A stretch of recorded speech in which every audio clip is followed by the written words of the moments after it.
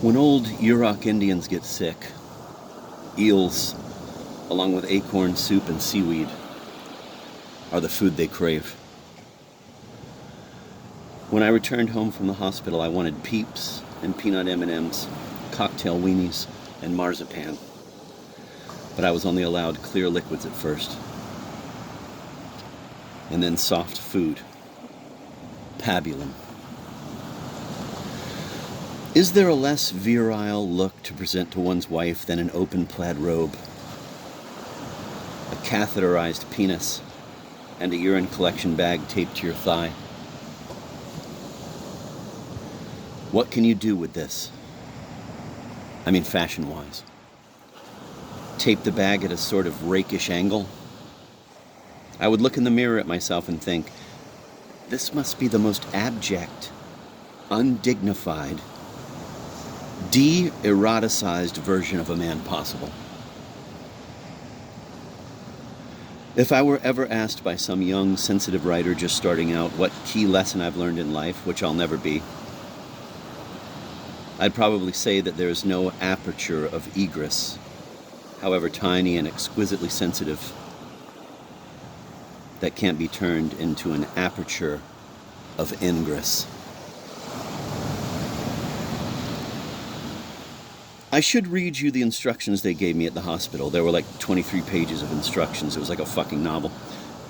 Take 1 Cipro 2 times a day, 1 Colace every 8 hours, 50 milligrams of Lopressor 2 times a day, 1 oxycodone every 4 hours, plus applying antibiotic and lidocaine to the, quote, entry site, end of quote.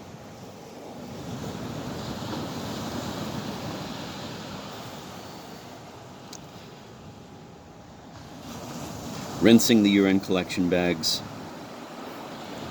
repositioning the taping of the catheter and the bag to prevent blistering, what to do if you experience abdominal distension, bladder spasms, bloody drainage, ankle swelling, perennial discomfort, scrotal swelling, painful sneezing, what to eat until you pass gas, what to eat once you have passed gas, etc.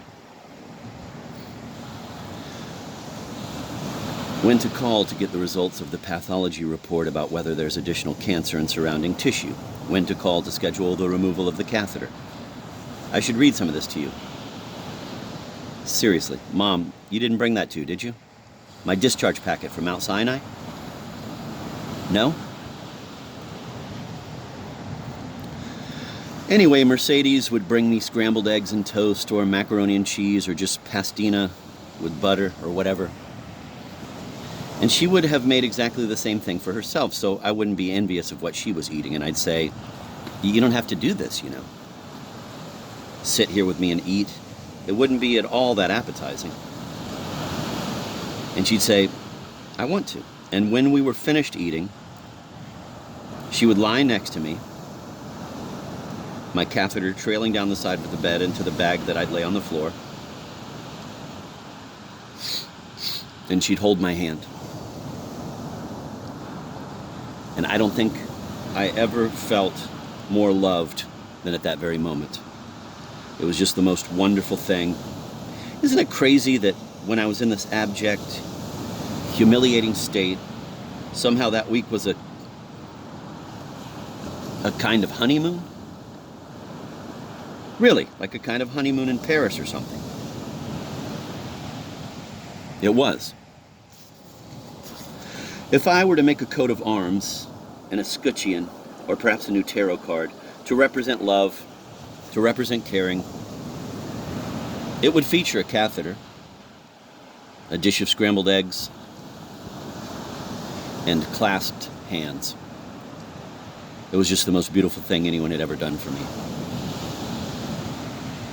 It was the most romantic thing in the world for Mercedes, this sweet, sweet person, to hold out her hand to me like that. It was just it was the happiest moment of my life. Mark's mom. Okay, that's enough. I mean, if we're going to have any time for questions for the Q&A. Mark's mom is putting on lipstick, fishing car keys from her bag, ready to go. Mark gives her a sort of beseeching look, and then sighs.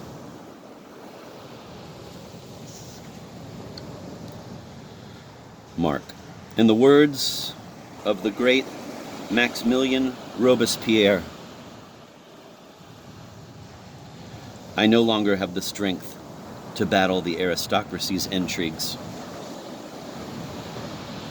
He bows deeply. Domo arigato. Part 3, Q&A. Mark gets down from the table. He notices that both his shoes are untied. They're brand new shoes his mother bought him especially for the reading. And they've got those slippery, waxy laces that tend to unknot themselves. And he bends down to tie them.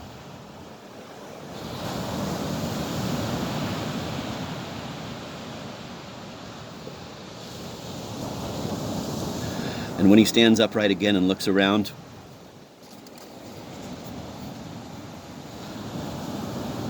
his mom is gone. Gone. He reconnoiters the entirety of the food court, his eyes panning rapidly back and forth as he weaves around the tables and banquettes and paces several times around the circumference of fast food franchises, past the Popeyes, Hawaiian Grill, Taste of India, Burger King, Taco Bell, Johnny Rockets, Red Mango, Subway. But she's nowhere to be found.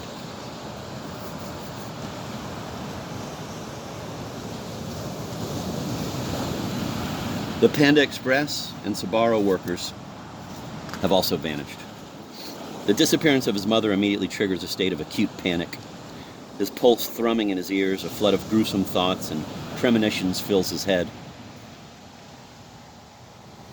He embarks upon a frantic, redundant search of the adjoining areas of the empty mall, descending the motionless escalator, striding past the "You Are Here" directory, past the lobby of the AMC multiplex, past the Limited, Clark's, FYE, Vans, Macy's, Foot Locker, Kohl's, Sears, JCPenney, Sunglass Hut, Bath & Body Works, Sephora, past a threading station, and an electronic cigarette and tongue ring kiosk.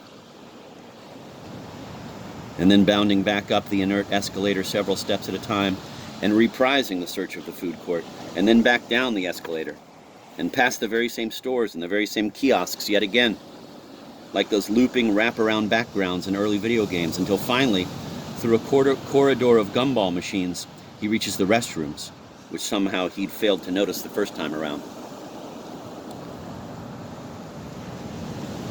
Trembling, his heart pounding in his chest, he knocks on the door to the ladies' room. There's no response. He knocks again, harder, more insistently. "Mom, are you in there?" "Yes." "Are you okay?" "Yes." "Mom, I've been looking all over for you. I was so worried I was going crazy." "Oh, sweetheart, I'm sorry. You really need to come in here. I have to show you something." He stretches his neck, which is clenched tight with tension, takes a deep breath, and lets out a long, long exhalation of relief. "Show me what, Mom? Just come in." Mark enters the ladies' room. "Where are you?" "I'm in here." He walks over to a closed stall. "Hey, I think I'm going to wait outside for you, okay?" "No, come in here. I have to show you something." He slowly opens the door to the stall. His mother is on her hands and knees in front of the toilet, staring down at something on the floor with the intense absorption of a myrmecologist examining an anthill. "Look at that." "What?" She points to a web of cracks in the tile. "This face, right here. It's him." He squeezes in next to his mother, gets down on his hands and knees, and scrutinizes the craquelure. "Where do you see a face?" "Right here. I think that might be the imaginary intern." "I don't see a face." "Here, sweetheart, here. These are the eyes. Here's the nose. It's in sort of semi-profile." "That's not the imaginary intern." "It's not? Are you sure?" "I'm sure." I was so excited. I was sitting here and I looked down and I thought, oh my goodness. Mom, how would you even know what the imaginary intern looks like?